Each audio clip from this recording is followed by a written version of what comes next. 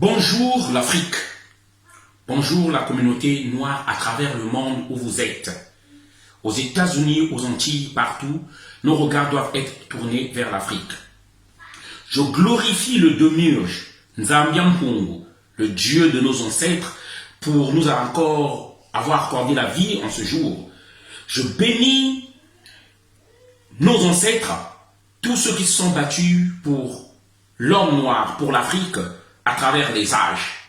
Je tiens à me souvenir aujourd'hui encore du grand Soundiata Keita, Shaka Zulu, Samori Touré, le roi Béonzan, et à tous ces rois glorieux, les Mani Congo. J'oublie pas les djinn-fils comme Lumumba, Thomas Sankara, Modibo Keita, Sylvanus Olympio, Toussaint Louverture, Marcus Garvey, Cheikh Anta Diop, et tous ceux, peut-être que je n'ai pas eu à citer les noms comme les Mounier, les Oumniobe, les Wandje. Voilà.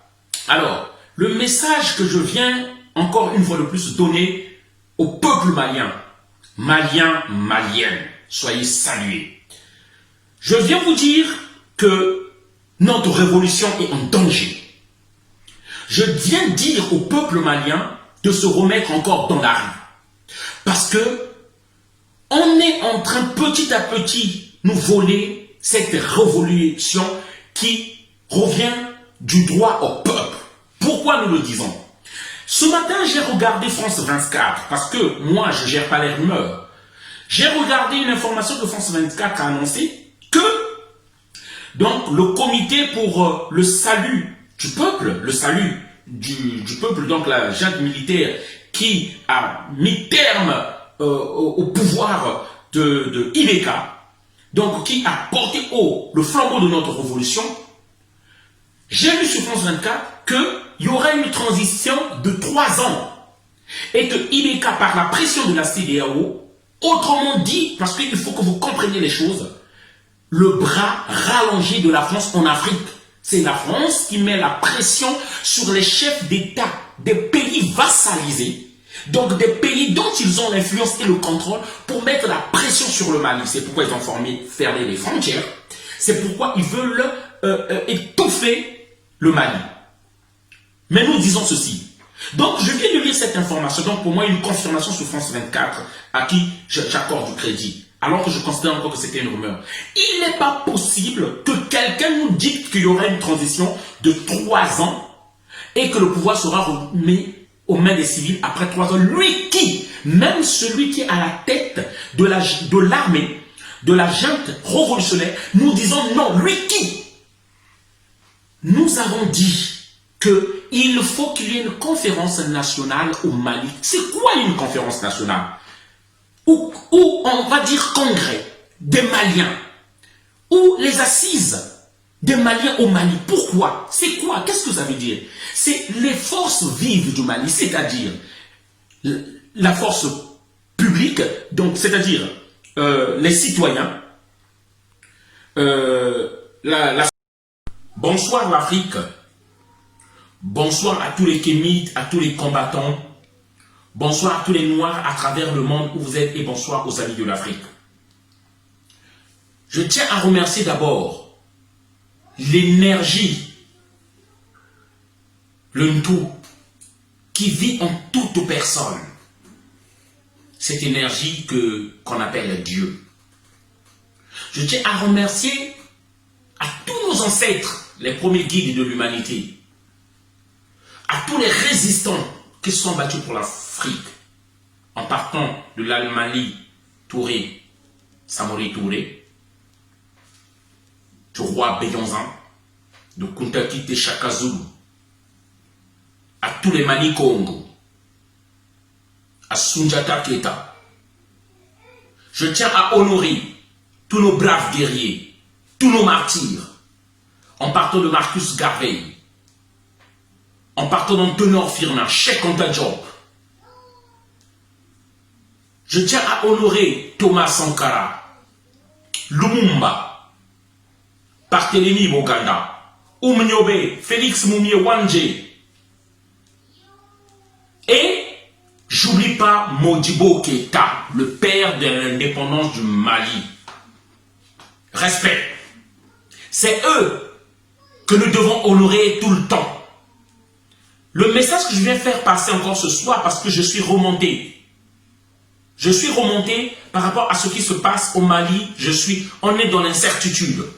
Ce matin, je viens de voir sur France 24 que le Mali va se diriger vers une transition de 3 ans tenue par les militaires.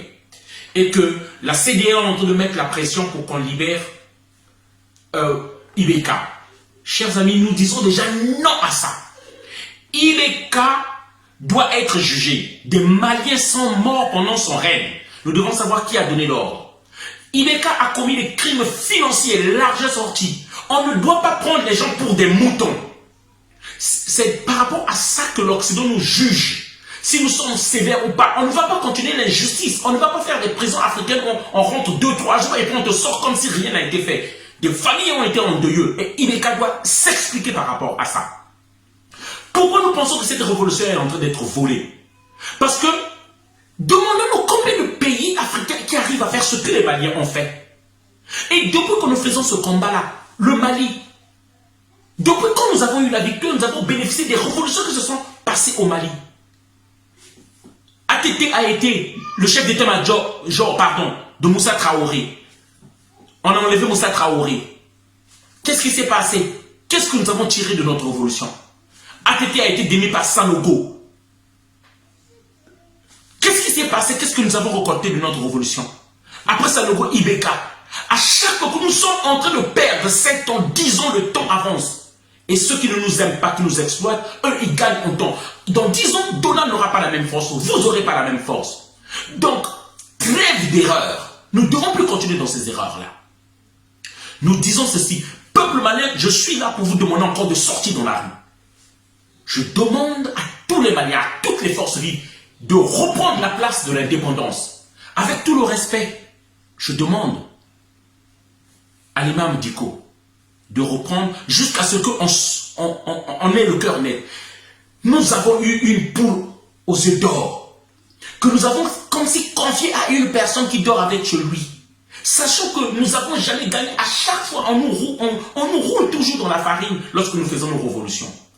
Qu'est-ce qui nous dit que cette fois-ci ça va être une réussite? C'est pourquoi je dis, cette junte militaire doit se prononcer. Nous demandons, comme j'ai dit dans les précédentes vidéos, une conférence nationale. C'est quoi une conférence nationale au cas où vous n'aurez pas compris? C'est le regroupement, les retrouvailles. Conférence nationale ou congrès des Maliens, peu importe comment vous allez appeler ça, c'est des retrouvailles des Maliens pour discuter. Parce que ceux qui veulent décider de la transition militaire, ils sont qui? Nous savons que les Maliens sont sortis parce qu'il y a des questions dont ils n'avaient pas les réponses. Pourquoi ils ont une force étrangère dans leur pays qui les occupe? Pourquoi Ibeka n'arrive pas à dire à cette force-là de partir? Ils n'avaient pas de questions. Ils avaient des questions, ils n'avaient pas de réponse. Et ils sont sortis parce que leur argent, ils ne le voyaient pas. Alors, à cette conférence nationale, tous les Maliens vont s'asseoir dans le sens d'un consensus, c'est-à-dire de la majorité, et on va redéfinir. C'est la seule condition que personne ne puisse prendre et voler votre révolution. Vous savez, la France, son problème, ce n'est pas nos leaders qu'ils ont tués. Son problème, c'est museler la bouche des Africains afin que la volonté du peuple africain ne soit jamais exprimée. C'est pourquoi ils nous donnent toujours mettre des dictateurs qui doivent nous mettre au pas avec un fouet et qui nous tuent. C'est ça le vrai problème de la France. Le vrai problème, donc je parle des dirigeants français, c'est que nous, sa vraie cible, c'est le peuple, le citoyen, afin que notre volonté ne soit pas exprimée. Et c'est la seule manière pour exprimer notre volonté, afin que ceux qui vont venir diriger exécutent les décisions que nous allons tirer de cette conférence nationale. Donc, on avait dit, il y a 3 étapes qu'on avait demandées. Et c'est indispensable à la réussite de cette révolution. La première, la conférence nationale. La deuxième, une transition avec la personne que nous aurons votée, choisie par référendum, ou soit à la conférence nationale. Et la troisième, des élections libres et transparentes dont celui qui va conduire la transition ne va pas se présenter. Sur ces questions-là, on sera intransigeant. Maliens, nous vous demandons de vous lever encore. Ce que vous avez fait, c'est grand et beaucoup de peuples africains rêvent de le faire. Donc, avant de terminer mon message, c'est ce que je tenais à dire. Ibeka et son fils doivent être jeunes, devant savoir qui a donné l'ordre qu'on tire sur des Maliens. Et pour les crimes financiers, les capitaux, l'argent des Maliens, où c'est parti, ils doivent rapatrier l'argent. Si on va discuter avec Ibeka et son fils et ce gouvernement-là, ils doivent rapatrier l'argent. Ça, c'est très important et tout le monde doit le savoir. Donc, on restera en transition sur ces questions-là. Les Maliens, pendant cette conférence nationale, c'est eux qui vont définir. Si, après 60 ans d'indépendance, le Mali ne s'est pas développé, est-ce qu'on va continuer avec le partenaire, la France, où les Maliens vont faire appel à d'autres partenaires? C'est eux qui doivent décider, ils doivent s'exprimer par rapport à ces questions-là. Oui, ils doivent s'exprimer par rapport à ces questions-là. C'est très important. Donc, c'est pourquoi nous disons aujourd'hui que c'est aux Maliens de choisir. S'ils vont faire appel à la Russie de venir, c'est aux Maliens de choisir. Et ça, c'est très important. Voilà le message que je voulais faire passer afin qu'on ne nous vole pas notre révolution. Merci.